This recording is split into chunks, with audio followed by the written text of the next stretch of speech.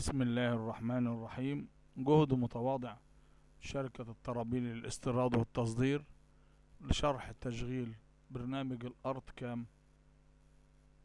أولا بإذن الله نحن نقوم بتصميم أي شيء في الكورل درو بالمقاسات المطلوبة وبالأشكال المطلوبة. المهم وليكن سنبدأ بكتابة، وليكن الحمد لله رب العالمين.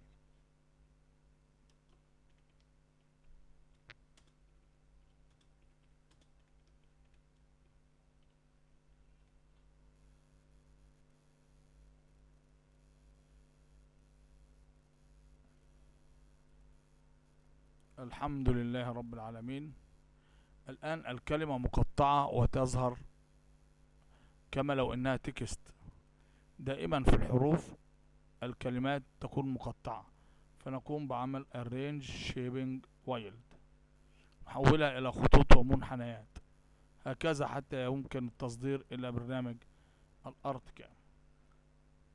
إذا قمنا بتصدير أرض كام سيقوم البرنامج بتصدير كل ما في الصفحة. سنأخذ ما نريده، سنكبر اسم الحمد لله رب العالمين، نأخذ كل ما نريده من الصفحة ثم نعمل له كوبي، ثم نذهب إن شاء الله إلى صفحة جديدة، ثم نقول نيو، ثم نقوم بإنزال التصميم بيست. الآن التصميم هنا في الصفحة الجديدة. مقاسات التصميم هذا يقول الطول العرض، وهذا الطول أمره سهل. مثلا إذا قلنا التصميم نريده مثلا 40 في 20 سنتي، ثم نضغط انتر، تحول الآن إلى 40 في 20. المهم نجعله كتلة واحدة منحنيات، ثم نقوم بالتصدير اكسبورت، ثم نقوم بالتصدير ABS، ثم نصدر على سطح المكتب وليكن ملف باسم الطرابيلي 1.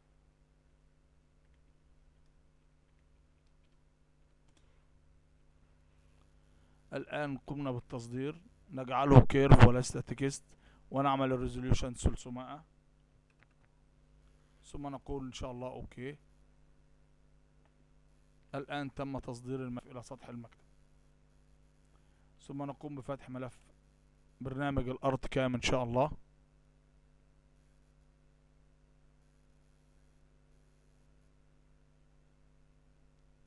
بالضغط على هذه الأيقونة، ثم نقول create new model، ثم نختار مساحة الترابيزة الواي والإكس. نقول الترابيزة هذه الآن مقاس بالملي، نقول هو مثلا متر في متر، إذا 100 سنتي، ثم نضيف صفر ليكون بالملي، وهنا أيضا 100 سنتي، ثم نضيف صفر ليكون بالملي، ثم نقول أوكي.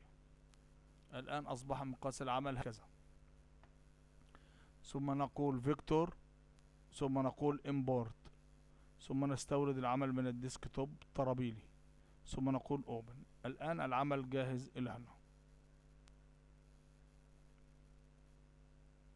إذا أردنا أن نكبر، ولكن نحن ضبطنا المقاسات ببرنامج الكورل درو، فلا يفضل أن نلعب في المقاسات مرة أخرى.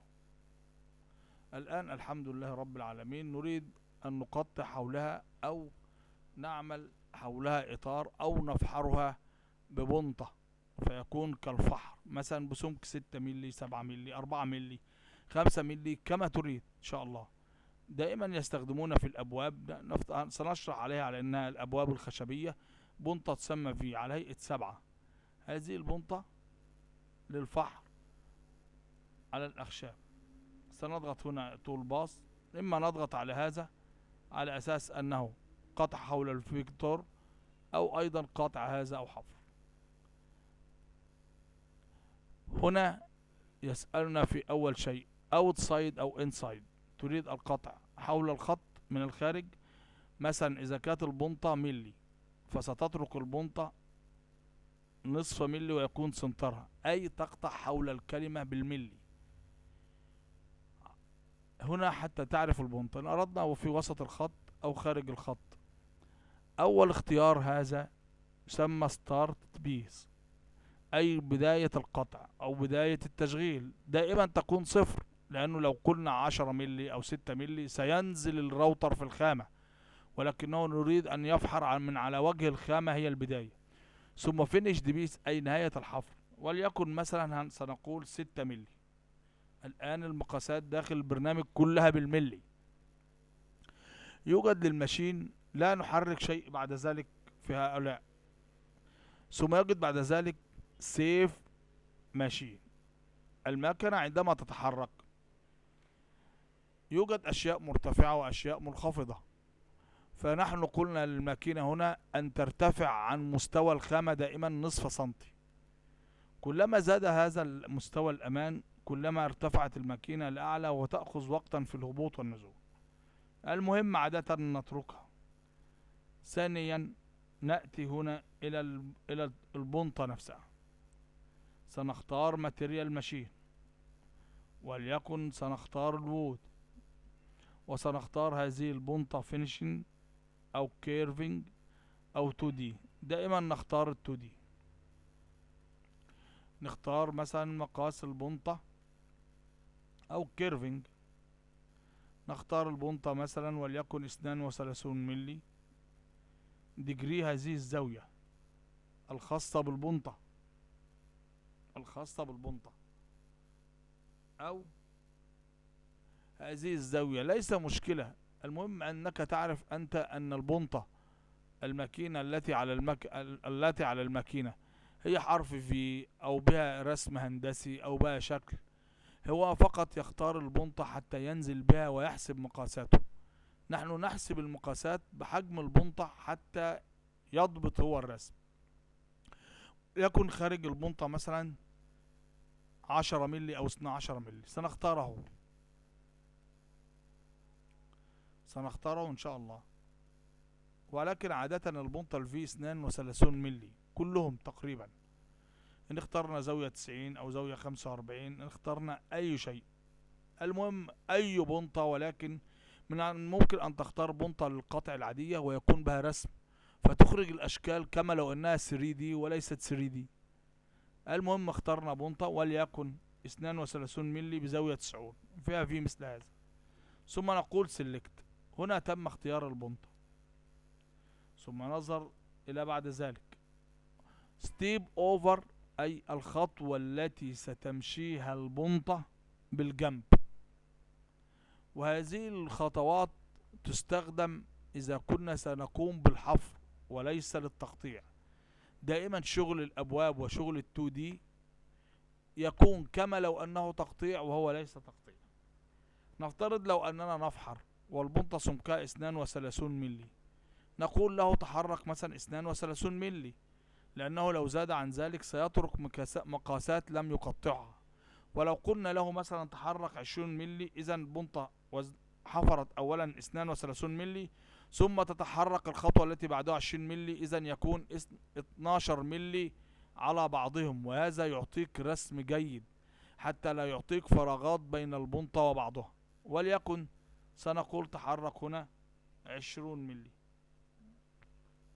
ستيب داون أي عدد النزول إلى أسفل، عدد أو مقاس الخطوة التي سينزلها إلى أسفل. نحن قلنا 6 ملي. ال6 ملي لو قلنا له انزل 3 ملي ستعمل الماكينة مرتين. ستنزل 3 ملي أولا ثم 3 ملي آخرا حتى تصل إلى 6 ملي هذه. وإذا قلنا 6 ملي سينزل مرة واحدة، وإذا قلنا أكثر من ذلك سينزل فقط 6 ملي ويقف، لأنه ضبط هنا على 6 ملي. ولكن نريد أن نقول أن ينزل على خطوتين. الفيد ريت هذه حركة البنطة في الاتجاهات شمال ويمين، أو الحركة التي تحركها البنطة. أما البلاج ريت فهو للتقطيع والاتجاهات. والسرعة دائما هذه تفعل إما 24,000 أو 18,000 عادة. ثم نزيد من الريت، نجعله 1000، نجعله 500، نجعله كما نجعله سنتعلم على الماكينة أثناء التشغيل الأساسي. الباقي نتركه هكذا. ثم نسمي الملف أي اسم نسميه، أي اسم، وليكن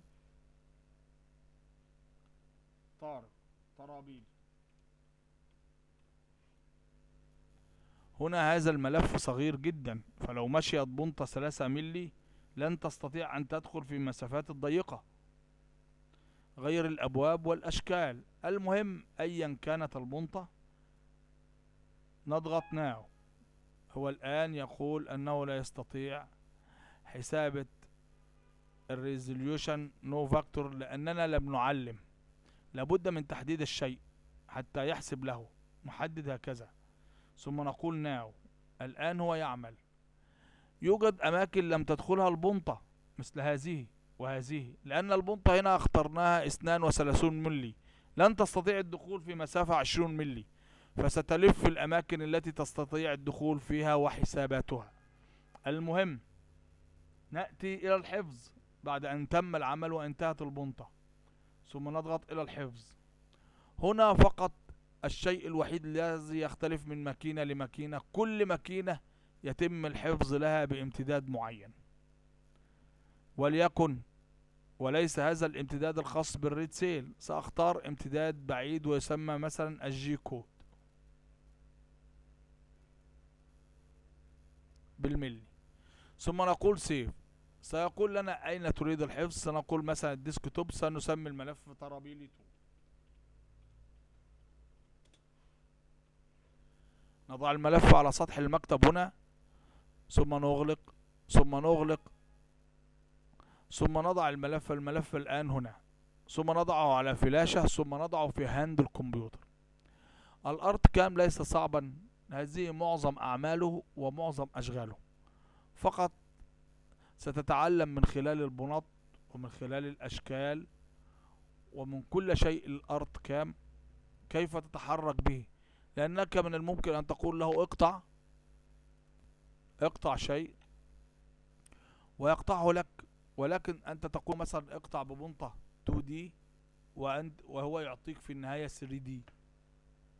هذا هو برنامج الأرت كام والشرح المبدئي له، ولكن الأساس قبل الأرت كام هو الكورل. الأرت كام هو معروف، فقط أنت تختار البنطة وتختار السرعة وتختار النزول، هذا الأرت كام، ثم تحفظ بنفس الطريقة التي قلنا لها بداية العمل كما قلنا من هنا، ثم نختار إما التقطيع أو إما الحفر أو إما الانجريفنج. هكذا ننتهي في الأرت كام في الدرس الأول إن شاء الله.